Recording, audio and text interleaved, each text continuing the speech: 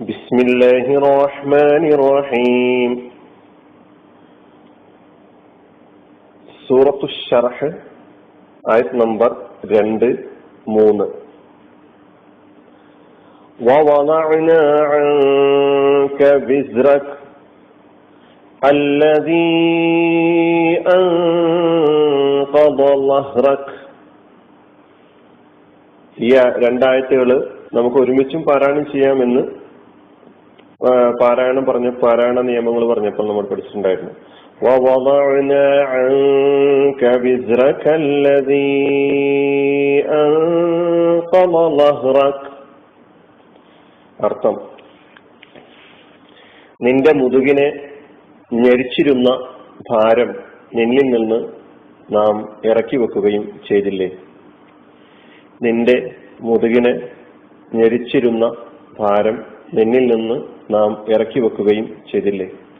അതായത് താങ്കളുടെ മുതുകിനെ ഞെരിച്ചിരുന്ന ഭാരം താങ്കളിൽ നിന്ന് നാം ഇറക്കി വെക്കുകയും ചെയ്തില്ലേ എന്നർത്ഥം.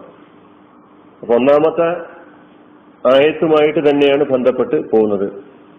അല്ലാഹുവിന്റെ റസൂലിന് നൽകിയ രണ്ടാമത്തെ അനുഗ്രഹത്തെക്കുറിച്ച്, മഹാനുഗ്രഹത്തെക്കുറിച്ച് പറയുകയാണ്. വിശദീകരണം നമുക്ക് പിന്നീട് നോക്കാം. വവളഅനാ അൻക വിസ്റക, നാം നിന്നിൽ നിന്ന് നിന്റെ ഭാരം ഇറക്കി വെക്കുകയും ചെയ്തു. അല്ലദീ അൻഖള ലഹ്റക, നിന്റെ മുതുകിനെ ഞെരിച്ചിരുന്ന. ഇതിൽ 4 കലിമത്തുകൾ നമുക്ക് പുതിയതായി പഠിക്കാനുണ്ട്. വവളഅനാ, നാം ഇറക്കി വെക്കുകയും ചെയ്തു. അൻക, നിന്നിൽ നിന്ന്. വിസ്റക, നിന്റെ ഭാരം. അല്ലദീ അൻഖള, ഞെരിച്ചു കളഞ്ഞ. ലഹ്റക, നിന്റെ മുതുകിനെ. ഇതില് വളഅ, വിസ്ർ, അൻഖള, ലഹ്ർ ഈ പദങ്ങളാണ് നമുക്ക് പുതിയ പദങ്ങളായി വന്നിട്ടുള്ളത്. ആദ്യം വവളഅന എന്നതിലെ വളഅന, ആദ്യത്തിലെ വാവ് എന്ന അർത്ഥത്തിൽ വന്ന വാവാണ്. അതുകൊണ്ടാണ് നമ്മൾ ഒന്നാമത്തെ ആയത്തിലേക്ക് അസ്ഫ് ചെയ്യുകയാണ് ചെയ്തിട്ടുള്ളത്. അലം നശ്റഹ് ലക സദ്റക വവളഅന. അപ്പൊ ഈ ആയത്തിനെയും അങ്ങോട്ട് തന്നെ ബന്ധപ്പെടും. നാം ഇറക്കി വെക്കുകയും ചെയ്തില്ലേ എന്നൊരർത്ഥം പറഞ്ഞിട്ടുള്ളത് അതുകൊണ്ടാണ്. വവളഅന എന്നതിനാണ് നാം ഇറക്കി വെച്ചു എന്നർത്ഥം പറഞ്ഞിട്ടുള്ളത്. വളഅന 2 കലിമത്താണ്. ഒന്ന് വളഅ പ്ലസ് നാ എന്ന ലമീർ, അതാണ് വളഅന എന്നായത്. മാലിയായ ഫിഅലാണത്. വളഅ യലഉ വദഅൻ ഫഹുവ വാലിഅ. ഇടുക, താഴെയിടുക, വെക്കുക, ഇറക്കി വെക്കുക. അറബിയിൽ അൽഖ, ഹത്വ, അൻസല തുടങ്ങിയ അർത്ഥങ്ങളിൽ വളഅ ഉപയോഗിക്കപ്പെട്ടിട്ടുണ്ട്. പറയും സാന്ദർഭികമായ അർത്ഥങ്ങൾ വേറെയും മനസ്സിലാക്കാനുണ്ട്. ഇവിടെ ഇറക്കി വെച്ചു എന്ന അർത്ഥത്തിലാണ് വളഅ വന്നത്. ആ വളഅയിൽ നിന്നും വളഅന, നാം, നമ്മൾ, ഞങ്ങൾ ഇറക്കി വെച്ചു. വളഅന, ഞാൻ എന്നതും അമീറും കൂടി ചേർത്തു. അൻക, താങ്കളെ തൊട്ട് അല്ലെങ്കിൽ താങ്കളിൽ നിന്ന്. എന്തിറക്കി? അൻക 2 കലിമത്താണ്. ഒന്ന് അന്ന് എന്ന ഹർഫും ക എന്ന ലമീറും. വിസ്റക, നിന്റെ ഭാരം. 2 കലിമത്തുകളുണ്ട്. ഒന്ന് വിസ്ർ, രണ്ടാമത്തത് കാഫ് എന്ന് പറയുന്ന ലമീർ. വിസ്ർ എന്നതിന് കനത്ത, കടുത്ത, ഭാരം എന്നതാണ് വിസ്റിന്റെ ഒരർത്ഥം.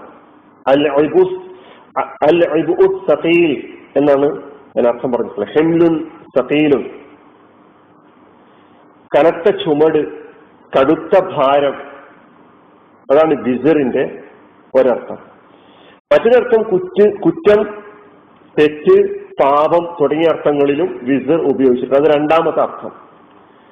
അപ്പൊ കനത്ത ഭാരം, ചുമട്, വിസ്ർ എന്ന് പറയുമ്പോൾ അർത്ഥം, അതിന്റെ ബഹുവചനം ജംഅ് ഔസാർ. വിസ്റിന്റെ വിസ്റുൻ ഔസാർ. വിസ്ർ എന്ന പദം ഇസ്മാണ്, നാമമാണ്. അതിന്റെ ഫിഅല് വസറ.